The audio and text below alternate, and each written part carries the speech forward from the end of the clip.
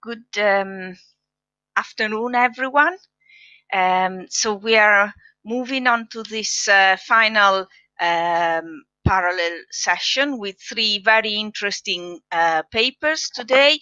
And relative to the previous contribution, we're going from a regional national approach to looking at more international and supranational dimension with a specific focus on technologies. All of the three papers look at technology issues. The focus of this session is analyzing new energy policy and regulation, as I was saying, on an international level. Our first contribution today is from Yangsiyu Lu from Oxford University, with other collaborators that I'm sure she'll remind us about. And the topic of her presentation is, could technologies reduce the risk of fossil fuel assets being stranded in the power sector? So I remind the speakers that they have 12 minutes for their presentation, and the participants that they can send questions through the chat box that we will either relate to our presenters or pass on to them after the session is completed. Thank you very much. And Yangsiyu, if you could give your presentation first. Yes, thank you very much. So I think while waiting for my slides to appear, I would just firstly introduce myself. So I am Yangsiyu, a PhD candidate at the University of Oxford. And the paper I'm going to present is a joint work with my colleagues from the University of Oxford and also University of Barcelona. So in this paper, we are going to look at how the low carbon and the negative emission technologies could play the role in reducing the asset stranding in the power sector. So could I have the next slide, please? And I'll start with the motivation. So the motivation for this paper comes from the increase of the fossil fuel power plants in recent years. As you could see on the screen here, we show the distribution of the global coal power plants in 2020. And you could see, despite the climate urgency status, still a lot of coal power plants are being constructed and planned. Especially they are concentrated in Asian countries. So on the one side, we see this increasing of fossil fuel power plants. And in the next slide, we see that there are also scientists warning us that the emissions from existing fossil fuel power plants already go beyond the carbon budgets, which are consistent with the Paris Agreement. So which means if we are aimed to attain these climate targets, then some of these fossil fuel power plants could not be run as they are planned to, or they have to retire early. And this signals the issue of stranded assets, so which are defined as fossil fuel assets that may suffer from premature write-downs, devaluations, or conversion to life. So I'm pretty sure here is quite familiar with the literature of stranded assets. And what we did is one step further. We look at how the technologies could play a role here in reducing such risk. So in the next slide, we see some of the stakeholders are betting on low carbon and negative emission technologies. So some of the fossil fuel companies, as you can see here, they are actively investing in technologies like carbon capture and storage or bioenergy offsets. So the reason behind this is for CCS, it could prevent emissions from going to the atmosphere, and bioenergy could absorb CO2. And if we combine these two, the BECCS could actually create negative emissions, and which could expand carbon budget. And it may be possible that they could allocate more carbon budget to the fossil fuel sector, so that their fossil fuel business could be carried on.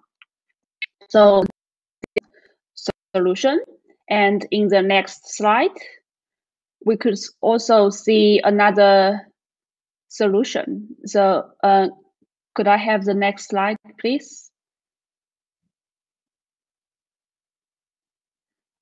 Thanks. So there's also the alternative solution, which is through plant conversions. So basically, there are two types of conversion. The one is fuel switching, which means we could convert the more carbon-intensive coal power plant to gas or biomass power plant. And for both cases, there are already successful projects that have been implemented in the US, in the EU, and in Canada. And another option is the CCS retrofit. According to a report from the IEA in 2016, about 55% of the existing coal power plants in China are suitable for the CCS retrofit. So all of these look very promising. However, next slide, please. Until now, so no study has rigorously analyzed whether these technologies could really prevent asset stranding in the power sector. So in our analysis, we are going to address this research gap.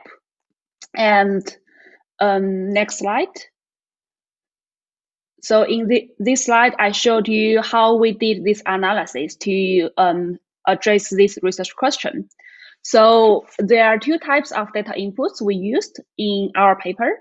The first type is the global power plants, so which are used to estimate the current power plant's future production level. And we compiled the unit level power plant data from different global power plants databases. And then a second type of data input we used are climate scenarios, so which are used to model the pathways of electricity production that are required to attain the 2-degree target. And we retrieve the scenarios from the Ampere project, which is a modeling comparison project that that compiles the different climate scenarios from many different IAM models. And the main reason why we use this, why we retrieve scenarios from this project is because they model very different technology availabilities. So as you could see here, they have a set of climate scenarios, and some of them are assuming all the technologies will be fully deployed. So the technologies include CCS, bioenergy, nuclear, and renewables. And then they also have the single technology change scenarios, so which means they assume one of these technologies is not available. Then if we compare the amount of stranded assets between these pairwise scenarios, we could estimate the impact of the stranded assets, the impact of technologies on the amount of stranded assets. So in the next slide, I show you it's like how we did this by following a 4-step method. So for the interest of time, I will not go into detail here. But one thing I want to highlight here is the way we measure stranded assets. So we measure it by the difference of future electricity production levels between the current plants and climate scenarios. So which means we measured it in an engineering term in petawatt hour of electricity production. We did not touch the financial side of this issue. So hopefully bearing this in mind could help you better understand our results. So in the next slide, I'm going to show you our results. So this is our first result, which is the estimates of future electricity generation. And you could see that we showed here our forecasted electricity generation from fossil fuel power plants from this year till the end of this century. And we find there's about 540 petawatt hour of electricity that could be produced from the current operating and also the pipeline. And then we break it down by fuel and also by region. And on a fuel perspective, we see 2/3 of of the electricity are coming from coal power plants. 1/3 is from gas power plants. And on a regional perspective, we see about 60% of it will be coming from Asia, about 20% from OECD countries. And here, we also show one example of the scenarios that we used in our analysis. Which are presented by the dashed lines in the previous figure. And then in this slide, we also show our estimates of the stranded assets. So we see that here, the amount of stranded assets at the global level is around 270 petawatt hour of electricity that are risk of stranding. And just to help you better understand this figure, so the bars are representing the mean value across different models. And then the individual scatters are the results from individual IAM models. So you could see the results from different IAM models really are really very different from each other. But we showed here the assumptions that all of these are based on the very optimistic assumption, so that all the technologies are fully deployed. And we see, apart from the global level, then we break it down by region, and we see in the middle of the figure that about 50% of the stranded assets will be coming from Asia. And in the last two columns, China and India are the two countries that will have most of the stranded assets. So that's about the result on our estimates of stranded assets based on the very optimistic assumption of technologies. And then in the next slide, we show the impact of plant conversions. So here, what we show is if we assume a certain amount of power plants could be converted, then what is the change of the asset stranding compared to the baseline? So which is there is no conversion, and the amount of asset stranding is 270, as I showed in the last figure. So you could see here, the CCS technology has the most potential, as it could reduce asset stranding by up to 100 petawatt hour of electricity. And then the coal to biomass has the least potential, which could only reduce asset stranding to a maximum of 40 petawatt hour. So overall, all these options are showing that the plant conversions have some potential to reduce asset stranding, but the impact is very limited. It cannot reduce asset stranding to 0. So in the next slide, we show our last result on the impact of technology availabilities. So as I mentioned earlier, all the previous results are based on the very optimistic assumption that all the technologies can be fully deployed.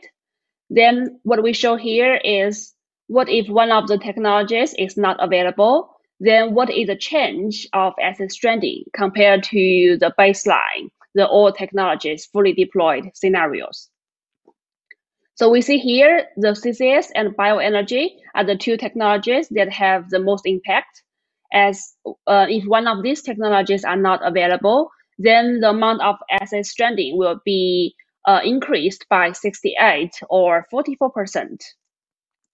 And at the same time, renewables, nuclear, and energy intensity do not have a significant impact on the amount of asset stranding. So that's all on our results. And next slide, please. To conclude, we find that there is high stranding risk even under very optimistic technology assumptions. In total, we find about 270 petawatt hour of electricity that are risk of stranding. And to give you an idea of how big this figure is, it is about 10 times the global electricity generation in 2018. And we also find plant conversions have very limited impact. It could reduce the asset stranding to 170, but it cannot prevent it from happening. And the stranding may be 68 or 44% higher if CCS or bioenergy is not fully deployed. And we know this is very likely to be the case because of all the challenges that these two technologies are facing in their large-scale deployment. So the next slide, which is the last slide to show our implications for this paper, is that to answer the question whether these technologies could reduce asset stranding, yes, they could. So that's why we should strongly push the development of these technologies. However, the asset stranding risk still remains substantial. And that's why that stakeholders should act swiftly to minimize the stranding risk. For existing plants, they need to retire early or reduce utilization rates. And coal to gas remain as an option, but the impact is quite limited. And for those plants that are in the pipeline, very little or no fossil fuel plants could be commissioned. So that's all my presentation. Thank you very much for your time. And I look forward to any comments or questions you might have. Many thanks, Yangsiyu. As for the other sessions, we'll leave questions for after all the presentations. So I would now like to ask Albert Roger from the ZEW Leibniz Centre for European Economic Research to give us his talk about estimating technological gains and losses from international environmental agreement, the case of stock pollutants.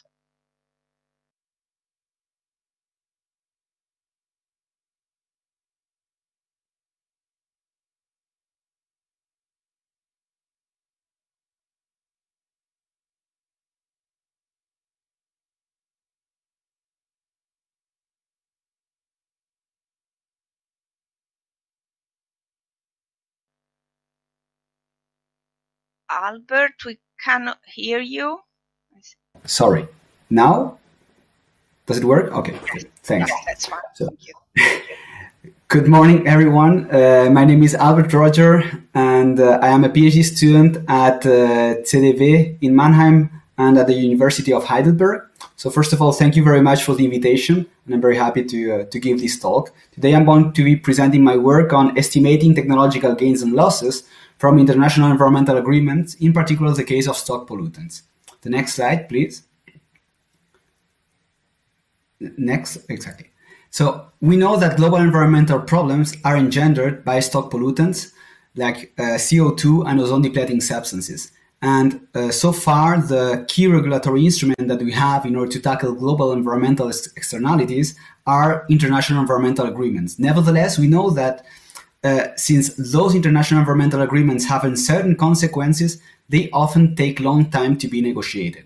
Therefore, quantifying the technological economic impact of an international environmental agreement would be key in order to reduce the uncertainty toward future agreements and maybe facilitate them. Nevertheless, this is a challenging task because stakeholders like firms might anticipate or delay the action.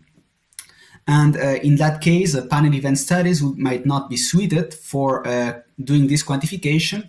And furthermore, it would be hard to try to derive a change in an economic impact. So the purpose of this paper is to develop a new method in order to quantify the technological gains and losses from an international environmental agreement. The next slide, please. So now I'm going to introduce you to the institutional framework. I'm analyzing in this paper the Montreal Protocol, which is seen as the most successful international environmental agreement for phasing out stock pollutants. It was enacted in 1989 and aimed at phasing down and out some ozone-depleting substances. It regulated many types of substances, but mainly three families. the CFCs, the CFCs, and the HFCs. So the original protocol, enacted in 1989, regulated the CFCs. Then the Copenhagen Amendment in 1992 regulated or aimed at phasing down the HCFCs, and finally the Kigali Amendment in 2016 was the amendment for phasing down the HFCs. So in this paper, I'm going to study how the impact of the negotiations towards the Kigali Amendment in 2016 on patent value. The next slide, please. So now I'm going to present the data that I'm using in order to estimate the impact of the HFC negotiations on patent value. So first of all, I identify the HFCs that can be used as refrigerants from a refrigeration standard, the ANSI American refrigeration standard. And I also identify the clean substitutes that can be used as refrigeration substances.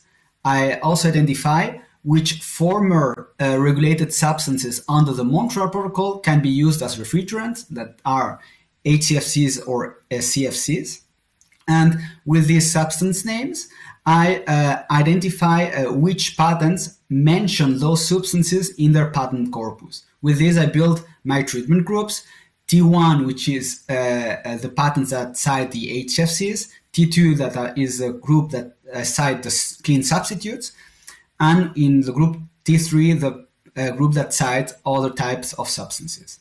In order to build my control group, I take the patents from the group T1 and find their technological classes. And then I consider as my control group all the patents within those technological classes netted out of the patents of T1, T2, and T3. So the next slide, please. Now I'm going to first present some panel event studies on the empirical evidence of the shock of the HFC negotiations on patent value. So for this, I first present the impact on positively affected patents, that is on the patents of my group T2 or the substitutes. And I regress forward citations, which is a known variable as a proxy for patent valuation, on a set of lags and leads, year fixed effects, and two dummies, one dummy for controlling if a patent is active or not, and one dummy indicating the year of first publication. And we see that taking as a baseline event 1996 and the event happening in 1997, there is a positive and significant and increasing effect on patent value. The next slide, please. So now comparing, doing the same exercise with the dirty technologies, we don't find a significant effect. But we see that the confidence intervals are quite broad, and this could the reason for this could be that we are mixing types. That is, that within the so-called dirty technologies, I am actually taking into account clean technologies. An example for this could be, for instance, a patent aiming at increasing the efficiency of some device using an HFC would be tagged as dirty patent, which is de facto a clean one. So we see that even if there is a positive effect, the negative effect is not clearly, it's not easy to be identified. Therefore, we would need a further structure, and I'm developing a structural model in order to be able to quantify these effects. The next slide, please. So now I'm going to present the structural model that I've developed. It builds upon the framework of the seminal model of Paix 86 and the later developments of Serrano 2018. And the intuition is that there is a patent holder that each period decides whether to renew or not a patent. And this patent holder can be in three states.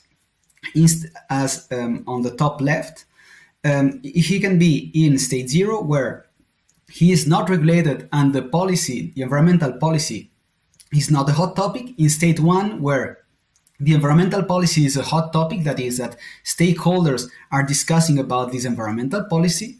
Or state 2, where the environmental policy is a hot topic and she thinks that she is regulated.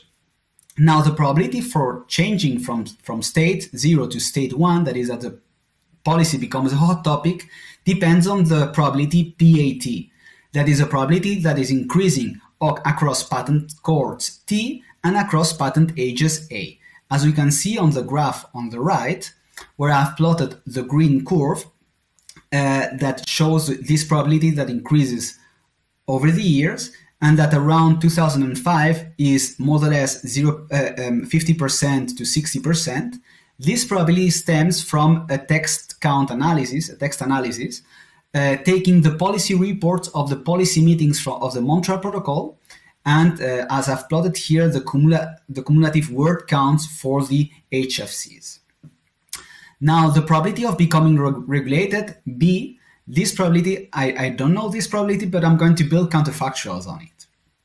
On the model itself, the decision of the agent depends on 5 state variables that are the current per period returns, XA, the per period returns in case that he would be regulated, YA, and 3 other state variables that show the 3 states. Sigma A, that is, if the agent is regulated, theta A, if he considers that he is in a hot policy state, and alpha A, that shows if he was regulated the former period.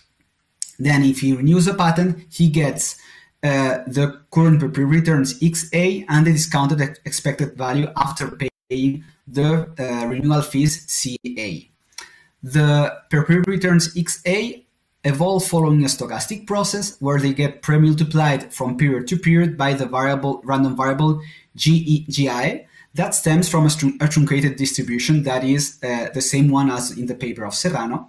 And the per period returns, in case that he will be affected by the regulation, are pre-multiplied by the random variable GE that stems from 2 truncated distributions depending on if the patent is affected positively or negatively.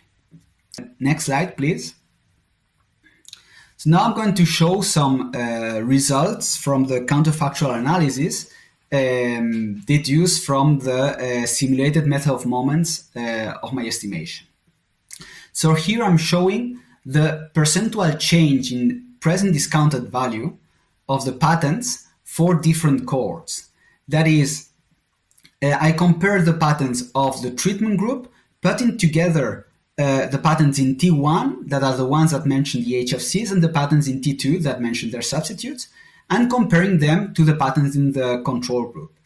It's important to notice that the difference compared to the event studies is that here I am not saying, well, this is a clean patent or this is a dirty patent.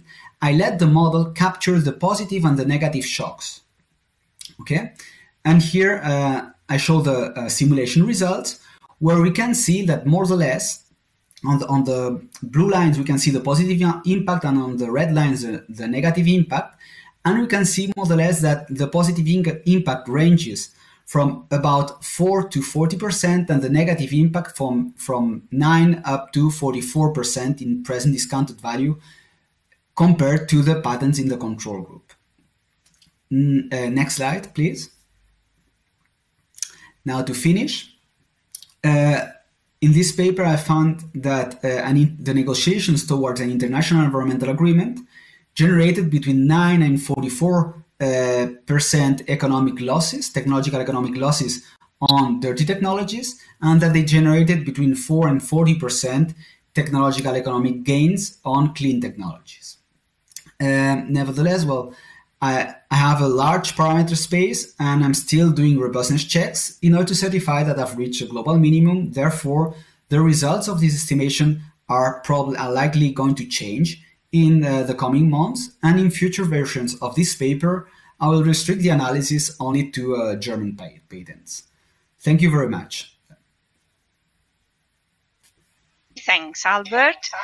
I would now like to introduce Frederico Perillo of the University of Coimbra, who is going to talk about beyond the efficiency contribution, decomposition analysis of the electricity intensity in the European Union. The floor is yours. Okay, thank you, Monica. I would like to thank you, all the members of University of Barcelona, and also the members of this symposium. I'm waiting for my slides to begin my presentation.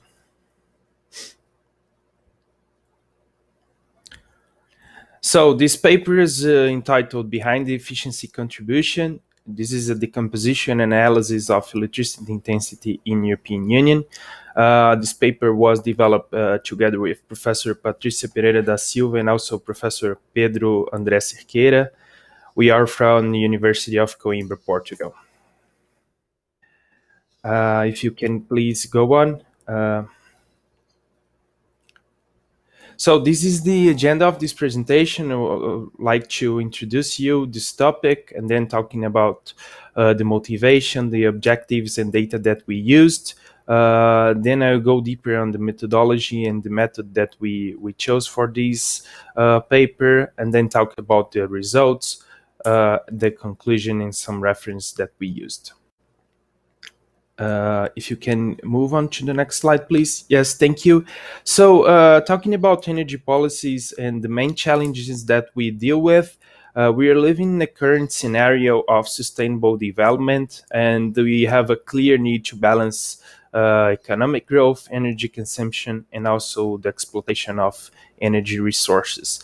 And one of the main challenges that we are dealing with is to maintain the levels of economic productivity and reduce energy resources input. So we want to produce more, to be more economic productivity, and to reduce our energy consumption. In this scenario, the electricity intensity is a key indicator because it's a measure of efficiency in electricity consumption. Based on the literature, electricity intensity represents the ratio of electricity consumption to the GDP. So it's electricity consumption divided by GDP. And here in this graph, you can see the electricity intensity behavior from 1995 to 2017 in European Union. As you can see, we have a decrease of almost 40% in last 22 years. But as Lasha said in 2015, these figures, these numbers does not represent nothing at all, because we have a lot of answers to a lot of questions to answer. So these numbers by themselves, they are not meaningful at all. And the next slide, please. So why electricity intensity decomposition? We have key motivations here. So the first one is because electricity intensity is not trivial. The analysis of this indicator must be detailed, as I said before. The electricity intensity is also influenced by energy efficiency, but not only energy efficiency. We have many components that compose this index. We are also living in a scenario that energy efficiency measures are becoming more important and increasing day by day in the whole world. And we are also talking about a relevant topic that was not detailed in the existing literature before. On the next slide, I will keep talking about motivation. If we can go on, please. So we have some premises here. The first one is about energy efficiency improvements that, as I said before, are happening in a fast pace and are becoming more important day by day. And electricity is also assuming an increasing share in the total final energy consumption. This figure shows the electricity share in the final energy consumption in 2050. This is a figure by the International Renewable Energy Agency. And as we can see, electricity will represent almost 50% of our energy consumption in 2050. So energy efficiency and electricity are very important here to this paper. So the main objective of this paper was to decompose this index, so decompose electricity intensity in European Union, and then evaluate the influence of its components. We wanted to answer some questions like, what are the components of electricity intensity? How have these components behaved in European Union? And the actual impact of energy efficiency. What's the real impact of energy efficiency in electricity intensity? And to do this, we used data extracted from Eurostat, so the official database from European Union. We used data from energy consumption, electricity consumption, and also activity level, so economic data, and electricity intensity by itself. Moving on to the next slide, I would like to talk about the methodology that we use, so the strategy that we went on. So the first thing that we did was to define the methodology and the methods that we want to use. And then we also want to define the components of electricity intensity. So we have a big brainstorm here to understand what is electricity intensity and what are the components that influence in this index. And then we are here in this upgraded decomposition analysis. This is innovative to the best of your knowledge, because the other electricity intensity decompositions just considered 2 components in its composition, and here we considered 3 different components. So the structure component is the first one. It represents the economic activity of European Union. Then the efficiency component, that represents the efficiency by itself, so less energy consumption, electricity consumption. And then the electrification component, as we saw before, the electricity is becoming more important in the final energy consumption. And after that, we just divide these database in 4 different cycles based on European Commission energy efficiency measures to see how they relate with these directives from European Union. Move on to the next slide, please. We are talking about the method that we chose. So we work with the LMDI method. This is a very diversified method and very used on the decomposition of intensity index analysis. And here, as I said before, we just split this index, the electricity intensity index, in 3 different components. So S for structure, F for efficiency, and the K for electrification. Move on to the results. I would like to show you here, this is the main figure of our paper. So the yellow color here represents electrification. The blue color represents the structure component. The orange color represents the efficiency component, and the gray color represents the total electricity intensity index. And moving on to talking about these results, on next slide, we talked about these results and some discussion. So as we can see, the 3 components had completely different behaviors here, as we saw on this graph. The efficiency, represented by the orange color, and the structure, represented by the blue color elements, contributed to the reduction of electricity intensity, because they were below 1, so they contributed to the reduction of the decrease of this index. And the electrification element was the only element, or the only component, that contributed to the increase of this index, because it was above 1 on the database. So the main things that we can here extract from these results is the first one: if there have been no changes in structural and efficiency components, I just say that if we consider that electrification is the only component of electricity intensity, we would have an increase of 26% of electricity intensity in European Union, just considering the electrification variation.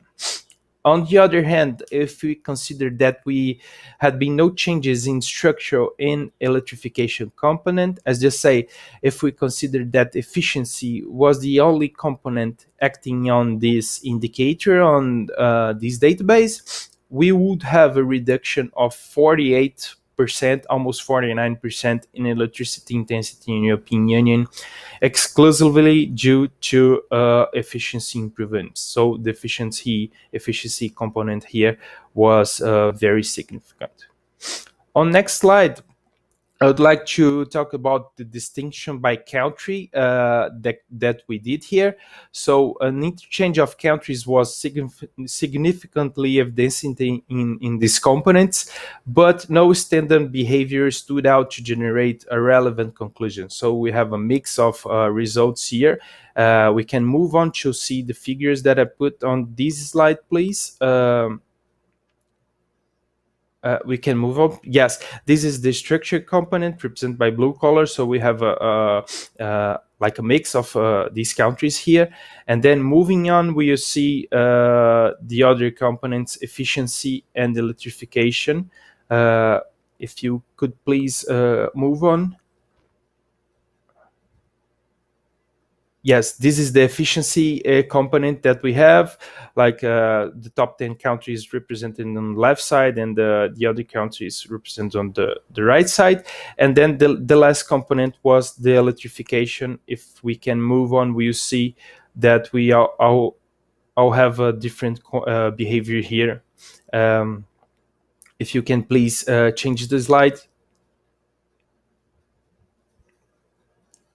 Yes, this is the electrification component. As we can see, almost the majority of countries in the European Union were above 1, so they contributed to the increase of electricity intensity component. Moving on to our conclusions. So next slide, please. The main outcome of this paper was the energy efficiency played a crucial role in reducing electricity intensity. So efficiency is very important to reduce electricity intensity, and its real impact proved to be more relevant than we expected before this research and this paper. So efficiency is more relevant than we expect. This index, so the electricity intensity will decrease more if we consider only changes in the efficiency component. The structural factor, so the structural element, displayed minor influence because even though the economic activity profile of European Union has changed in this database period, it was a minor influence component. And then the electrification component has almost always contributed to increase the electricity intensity indicator. So electrification, of course, are contributing to increase the electricity intensity. And finally, in the last slide of this presentation, we can move on, please. The main contributions that we thought for this paper was first topic, the real impact of efficiency and the other components, electrification and structural component. And the main novelty of this paper was the electrification component introduction. It proved to be relevant because the results that we found here are different from other decompositions that we found on the literature. And finally, going deeper on the future work opportunities, so research avenues, this methodology can be applied in other countries, just restricted to data availability. We also have the opportunity to relate these decomposition components to other economic variables like electricity prices or other economic variables related to the energy world. And finally, we can also associate these results with another analysis of European Commission directives. This combination will definitely intensify this paper and this presentation analysis and maybe guide for future public policies in the energy sector. Next slide, I just put my references, the references that we use. And on the next slide, I would like to thank you again, all the members of this symposium and members of University of Barcelona. Thank you. Many thanks, Frederico. We have about a bit more than 10 minutes before our break. So I will keep it to just one question to each of the speakers, started with Yangsiyu. Given that this session is focusing on policy and regulation, would you suggest possibly one policy that might help promoting or making sure that the most efficient technologies are selected when we're considering plant conversions towards that the sort of a reduction in stranded asset problems, as you suggested in your presentation? Yeah, thanks, Monica. That's a very good question. So I think based on the results from our analysis, we see that CCS and bioenergy are really the two technologies that can play a significant role in reducing the amount of stranded assets. And we know for both CCS and bioenergy, in terms of the large scale development of these two technologies, they are facing a lot of challenges. So I think the most important policy implication from this paper would be how could we better design the policies to accelerate the deployment and development of these two technologies, and especially is there any way to have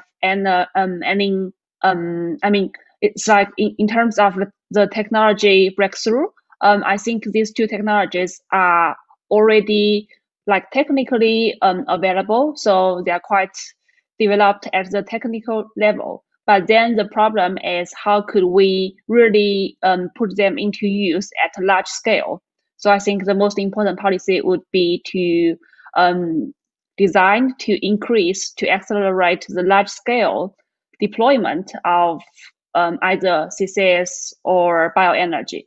Like for CCS, there are some pilot or demonstration projects, but we know they are still very far from being used on a large commercial scale. So I think for countries, we should really think how could we better motivate the development of CCS and bioenergy.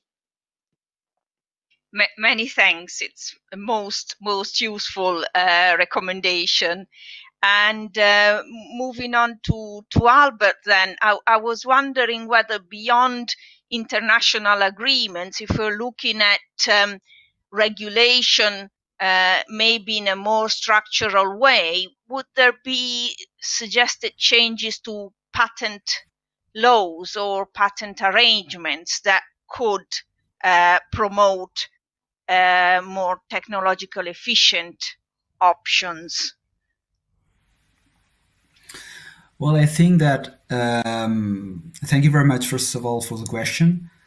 I think that where there is room for improvement is regarding process innovations. Like patent system works very well for product innovations, but we know that for process innovations, it might not be that straightforward, and many firms go for trade secrets.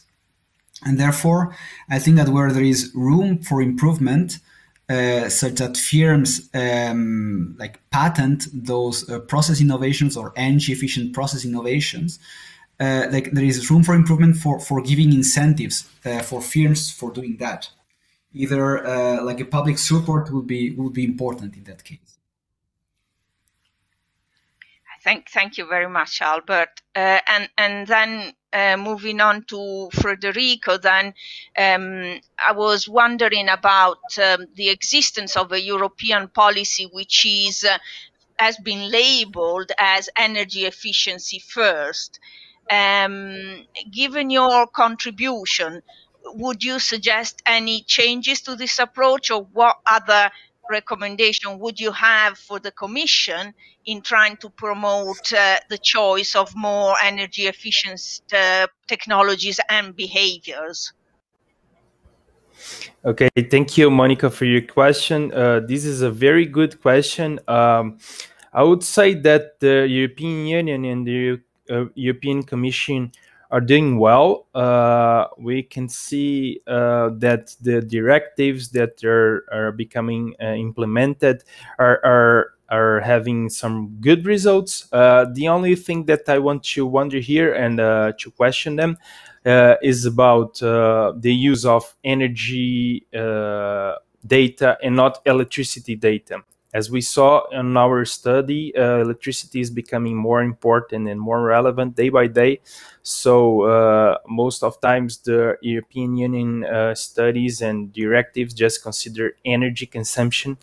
And I think that now it's time to look forward electricity consumption and do this distinction by energy and electricity, because we are becoming more electrified day by day. So the only thing that I would say that is maybe we can consider more electricity instead of energy, but the